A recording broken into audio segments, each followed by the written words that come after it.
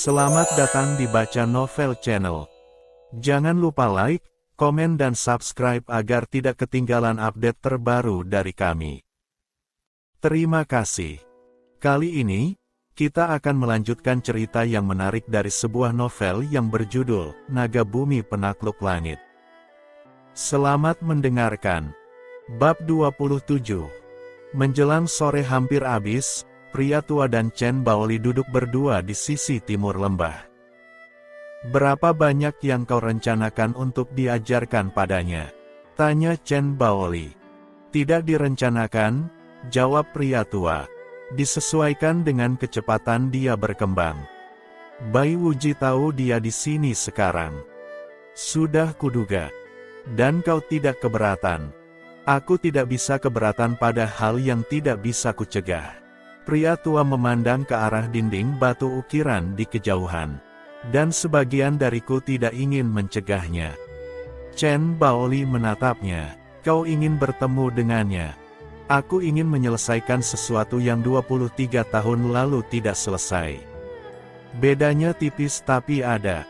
Apakah bocah itu akan terlibat?" Pria tua terdiam cukup lama. "Entah. Sebagian dariku berharap tidak. Sebagian lain menyadari bahwa keterlibatannya mungkin tidak bisa dihindari." "Mengapa?" "Karena Bai Wuji tidak tertarik pada hal-hal kecil." Pria tua menoleh ke arah Wu Chen yang bisa dilihat dari jarak ini sedang duduk bersama Lin Suer di tepi lembah. "Dan bocah itu sudah tidak bisa disebut hal kecil." Chen Baoli mengikuti arah pandang itu. "Dalam 3 hari di sini," katanya pelan, "dia sudah mengaplikasikan prinsip yang butuh waktu bertahun-tahun bagi kebanyakan orang untuk dikuasai. Dan teknik penetrasi yang ia temukan sendiri, itu bukan sesuatu yang bisa diajarkan. Itu sesuatu yang hanya bisa ditemukan oleh orang yang benar-benar memahami prinsip di baliknya." "Ya, kau sudah tahu dari awal dia akan seperti ini."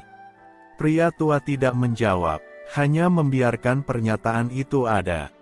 "Ada satu hal yang ingin kutanyakan," kata Chen Baoli setelah hening beberapa saat. "Selama ini aku mencari cara untuk menyampaikan pengetahuan yang ada di ukiran ini kepada orang yang tepat.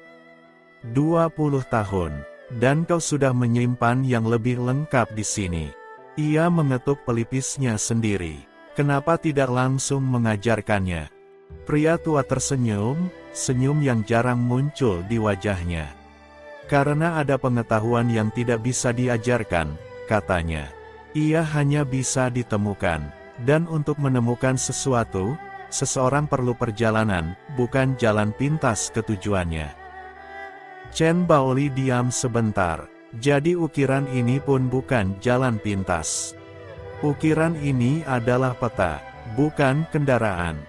Chen Baoli menatap ke arah dinding batu dari kejauhan. 20 tahun aku mencari peta itu," katanya pelan. "Dan selama 20 tahun itu, kau juga tidak berdiam diri. Perjalananmu mencari peta itu adalah bagian dari peta yang sesungguhnya." Hening yang panjang. Kemudian Chen Baoli tertawa kecil, tawa yang sangat singkat namun tulus dengan cara yang tidak dibuat-buat. "Kau masih sama," katanya. 23 tahun dan kau masih bisa membuat orang merasa sekaligus bodoh dan bijak dalam satu kalimat." "Itu bakat," kata pria tua puas. Di sisi lain lembah, Wu Chen yang sedang memandangi horizon tidak tahu bahwa percakapan itu baru saja memberi nama pada sesuatu yang selama ini ia rasakan namun belum bisa ia ucapkan. Bahwa setiap langkah perjalanannya, bukan hanya tujuannya, adalah bagian dari peta. Bab 28. Malam terakhir di lembah tulang naga datang dengan lebih tenang dari malam-malam sebelumnya. Shen Yue dan rombongannya sudah pergi siang tadi. Kepergian mereka tidak dramatis, Shen Yue hanya datang sebentar ke tepi perkemahan, mengangguk sekali ke arah pria tua, lalu berjalan ke utara. Pria tua membalas anggukan itu. Dan itu sudah cukup. Kini, 4 orang duduk mengelilingi api malam terakhir dengan cara yang berbeda dari malam-malam sebelumnya. Ada sesuatu yang sudah bergeser di antara mereka, tidak mudah diberi nama, tapi terasa jelas. "Besok kita pulang," kata pria tua. "Ke Kota Kuning," kata Wu Chen. "Ke Kota Kuning. Wei Tangan Besi akan menunggu. Dan orang-orang di baliknya," tambah Chen Baoli. "Klan Besi Langit akan menyesuaikan pendekatannya setelah laporan Shen Yue. Berubah menjadi lebih berbahaya atau lebih hati-hati?" tanya Lin Suer. "Keduanya mungkin," kata Chen Baoli. "Tergantung siapa yang memimpin keputusan setelah laporan Shen Yue." Wu Chen memandang api di depannya. 3 hari di lembah ini terasa lebih panjang dari yang sebenarnya, dan sekaligus terlalu singkat. "Kita bisa kembali ke sini?" tanyanya. "Yang belum kau pelajari akan menunggumu," kata pria tua. "Batu tidak kemana-mana. Tapi situasi di Kota Kuning tidak akan menunggu." "Juga benar," pria tua meneguk sisa tehnya. "Itulah kenapa kita tidak perlu menghabiskan malam ini untuk meratapi apa yang belum selesai." "Apa yang sudah ada?" "Kau," kata pria tua datar. 3 hari lalu kau masuk lembah ini sebagai seseorang yang sudah bisa bertarung seri dengan pengguna tenaga dalam tinggi. Besok kau keluar sebagai seseorang yang berbeda dari itu." "Seberapa berbeda?" Pria tua berpikir sejenak. Cara berpikir yang sungguh-sungguh. "Cukup berbeda untuk membuat Wei Tangan Besi terkejut ketika kalian bertemu lagi." Lin Suer berkata pelan, "Kalian berdua ini aneh." "Sudah lama tahu itu," kata pria tua sambil berbaring. "Baru bagi saya. Nanti terbiasa," kata pria tua.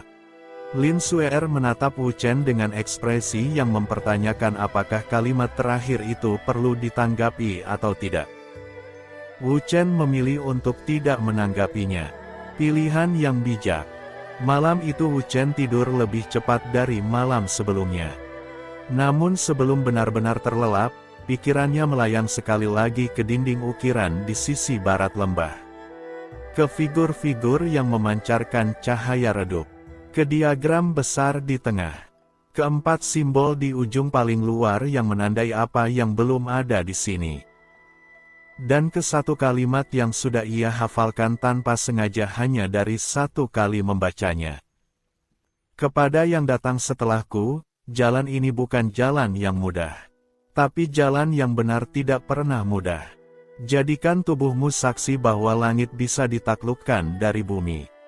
Di dalam gelap lembah, dengan langit berbintang di atas dan batu-batu tua di sekelilingnya, Li Wu Chen menutup matanya. Dan untuk pertama kalinya dalam hidupnya, ia tidur dengan perasaan bahwa jalan yang ia tempuh bukan hanya jalan yang ia pilih karena tidak ada pilihan lain, melainkan jalan yang memang miliknya. Sejak awal. Bersambung. Nah, rekan-rekan sekalian, kisah ini makin seru saja ya. Nantikan episode selanjutnya. Terima kasih sudah mendengarkan.